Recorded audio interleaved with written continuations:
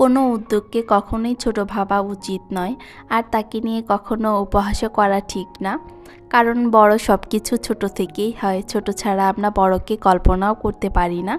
আজকে নতুন কিছু প্রোডাক্টের সাথে আপনাদেরকে পরিচয় করিয়ে দিব, যে আইটেমগুলো আমি নতুনই যুক্ত করেছি। হ্যালো এভরিওয়ান, আসসালামু আলাইকুম। কেমন আছেন সবাই? আই হোপ সবাই খুব ভালো আছেন। আলহামদুলিল্লাহ, আমরাও আল্লাহর রহমতে আছি খুব ভালোই। নতুন দিনে নতুন আরও একটি ভ্লগ ভিডিও নিয়ে হাজির হয়ে গিয়েছি আমি আপনাদের মাঝে বাঁধন, চট্টগ্রাম থেকে। সেই পুরনো দিনগুলোর মতোই আজকে ভিডিওটা সকালবেলা থেকে শুরু করেছি। যে ভিডিওই শেয়ার করি না কেন আপনাদের সাথে প্রতিটি ভিডিও সকালবেলা থেকে শুরু করার চেষ্টা করি। এদিকে দুপুরে আমি যা যা রান্না করব তার ফ্রিজ থেকে আগেই বের করে নিলাম, বের করে রেখে দিলাম, কারণ রান্না আমার একটু পরেই শুরু করতে হবে। আর এই তো এদিকে বেডটাও গুছিয়ে নিচ্ছি। আমার মেয়েটা ঘুম থেকে ওঠার পর কিছুক্ষণ বেডেই খেলে, তারপর যখন তার ঘুম ছেড়ে যায়, একদম রিল্যাক্স হয়ে যায়, তখন বেড থেকে নেমে বারান্দায় খেলে, সারা রুম সহ খেলে। বেডে তখন ওইরকমভাবে উঠে না, তাই আমি বেডটা একটু আস্তে ধীরে গোছাই। যখন দেখি যে না, বেড আর উঠবে না, তখন গুছিয়ে রেখে দিই। গত ভিডিওতে আদিতার হাতে সুই ফুটে যাওয়ার কথা আমি শেয়ার করেছিলাম। এখন আলহামদুলিল্লাহ হাতের অবস্থা ভালোই। পরে যেহেতু আর ব্লিডিং হয়নি, আস্তে আস্তে ঘাটা শুকিয়ে যাচ্ছে। এখন একটু একটু ব্যথা পায়, যেহেতু ছোট মানুষ ওইভাবে বলতে পারে না। ব্যথার কথা যদি জিজ্ঞেস করি যে আম্মু তোমার হাতে কোথায় ব্যথা, তখন জায়গাটা দেখায় যে এখানে ব্যথা। যাই হোক, আপনারা ইতিমধ্যে জেনে গিয়েছেন অনেকেই যে আমি একটা নতুন করে বিজনেস শুরু করেছি ইউটিউবে। যেটা আগে দারাজেই ছিল, ওইটা আবার ইউটিউবে নিয়ে এসেছি। আর সেখানে কিছু প্রোডাক্টও আমি অ্যাড করেছি। এই তো এই প্রোডাক্টগুলো একটা আপু আমাকে অর্ডার করেছিল আমার কাছে। বর্তমানে 2টা অর্ডার আমি রেডি করেছি। 2জন আপু অর্ডার করেছে। একজন আপু করেছে হচ্ছে 2টা টুনা মাছের ক্যান আর মটরের ক্যান। আর একজন আপু অর্ডার করেছে 2টা টুনা ফিশের ক্যান আর একটা গরুর মাংসের ক্যান। আর এই 2টাই রেডি, এখন শুধু হচ্ছে আপুদের হাতে পৌঁছে যাবে। যখন আমার এই ভিডিওটা আপলোড হবে তখন আশা করি যে আপুদের প্রোডাক্টগুলো তারা পেয়ে যাবেন, কারণ আমার ভিডিওগুলো 2 দিন আগেই শিডিউল করে রেখে দিই। এই তো এখন আমি দেখিয়ে দিচ্ছি যে কোন কোন আইটেম যুক্ত করেছি নতুনভাবে। টুনা মাছের ক্যানের কথা তো আগেই দেখিয়েছি, এটা তো আগেই দেখানো হয়েছে। এখন দেখাচ্ছি যে নতুন কোন 3টে অ্যাড করেছি। বর্তমানে 3টে অ্যাড করেছি নতুনভাবে। এই তো এদিকে হচ্ছে এটা বিফের ক্যান।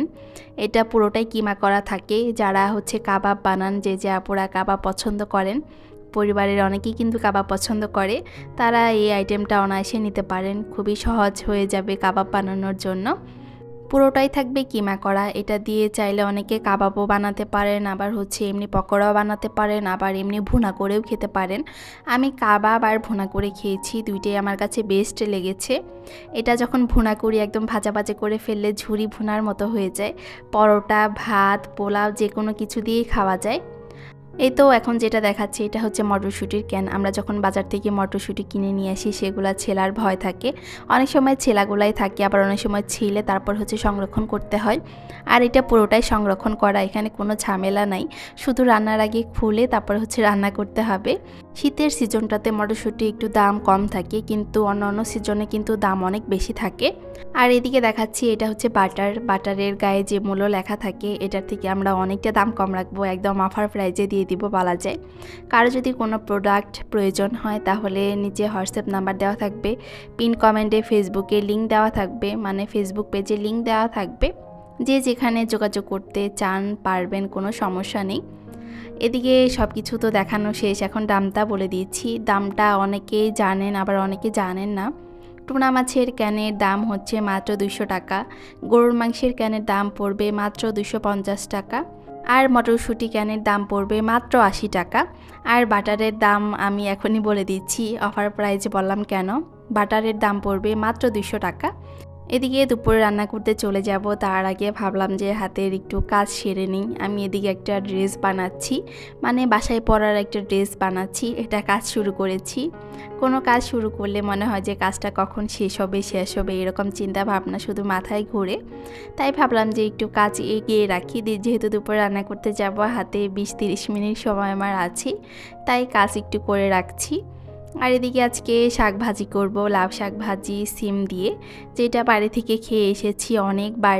তবুও মন চাচ্ছিল যে আরেকবার খাই শীত চলে যাওয়ার আগে। লাউ শাক দিয়ে সিম দিয়ে ভাজি আমার খুবই পছন্দ। এবার বাড়িতে গিয়ে অনেক খেয়েছি। নিজেদের গাছের সিম শাক মানে এতই ভালো লেগেছে, মনে হয় না যে আর কিছু নেই, মানে খুবই ভালো লেগেছে। তাই হুট করে ইচ্ছে হলো যে একদিন খাই। তাই আদিতার বাবাকে বলেছিলাম যে ফ্রিজে তো সিম আছেই, একদিন ভালো লাউ শাক যদি পাও তাহলে নিয়ে এসো। আসলে শহরে কিন্তু শাকগুলো ওইরকম ভালো কচি পাওয়া যায় না, একদম কেমন যেন বয়স্ক হয়ে গিয়েছে, এরকম সিদ্ধ হতে চায় না। পরে রাতে ভালো পেয়েছিল, নিয়ে এসেছিল, আমি বেছে রেখে দিয়েছিলাম, এখন ভেজে নিচ্ছি। আমি ছোটোখাটো একটা বিজনেস শুরু করেছি, এই সম্পর্কে আমি মাঝে মাঝে ভিডিও এখন দিচ্ছি, মানে প্রতিদিনই দিচ্ছি না, মাঝে মাঝে ভিডিওতে আসলে গল্প করছি, সবার সাথে শেয়ার করছি।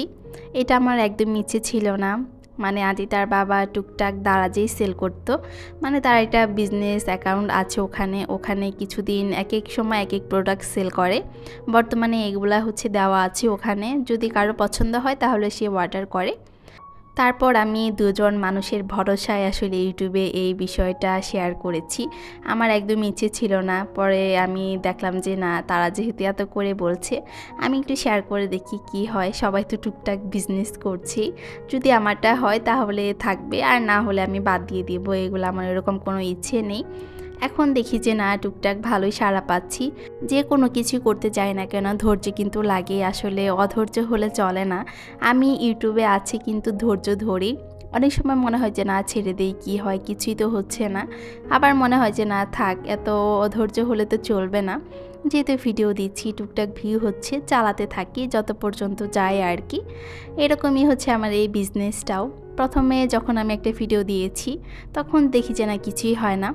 পরে যখন আরেকটা ভিডিও দিলাম তখন অর্ডার দেখি যে ভালোই আসতেছে, কিছু কিছু আপুরা ভালোই সাড়া দিচ্ছে, যেহেতু আমার ওই ভিডিওটা একটু ভাইরাল হয়েছিল, অনেকের কাছে গিয়েছে। আর আমি যে কোনো বিষয় দেখা যায় যে অতটা অধৈর্য হই না, একটু ধৈর্য ধরি, এই ধৈর্যটা একটু আছে আমার মধ্যে। কিছু কিছু বিষয় আদি তার বাবা একদমই অধৈর্য হয়ে যায়, যে কোনো বিষয় হোক না কেন আমি তাকে বলি, মানে আমি তাকে সান্ত্বনা দিই যে এত অধৈর্য হলে তো চলবে না, যে কোনো বিষয়ে একটু ধৈর্য ধরতেই হবে, কিছুদিন দেখতে হবে, সেটা যে বিষয় হোক না কেন, লাইফের যে পার্টি হোক না কেন। যাই হোক, আপনাদের সাথে গল্প করছি আর আমি কিন্তু আমার শাক ভাজিটাও একদমই রেডি করে ফেলছি, এদিকে বাগার দিয়ে নিয়েছি। এদিকে আপনাদের সাথে শুধু শাক ভাজিটাই শেয়ার করলাম, অফ ক্যামেরাতে তরকারি রান্না করে নিয়েছি, ছোটো মাছের তরকারি, সেটা আর দেখানো হলো না, কারণ যদি দেখাতে যেতাম তাহলে ভিডিওটা অনেক বড় হয়ে যেত। আমি শর্টকাট করে এই ভিডিওটা আপলোড করেছি, যদিও একদমই ছোট ভিডিও ইদানিং আপলোড করছি, 7 মিনিট 8 মিনিট 9 মিনিট এর বেশি যাচ্ছি না। তবু এই ভিডিওটা একটু বড় হয়ে গিয়েছে, কারণ সারাদিনে টুকটাক কী করেছি তাই আজকে শেয়ার করেছি। বিকেল পর্যন্ত গিয়েছে আজকের ভিডিওটা। এই শাকটা যখন রান্না করি তখন অনেক ভয়ে ছিলাম যে সিদ্ধ হবে কি না, কারণ বাজারের জিনিসের উপর কোনোই ভরসা নেই।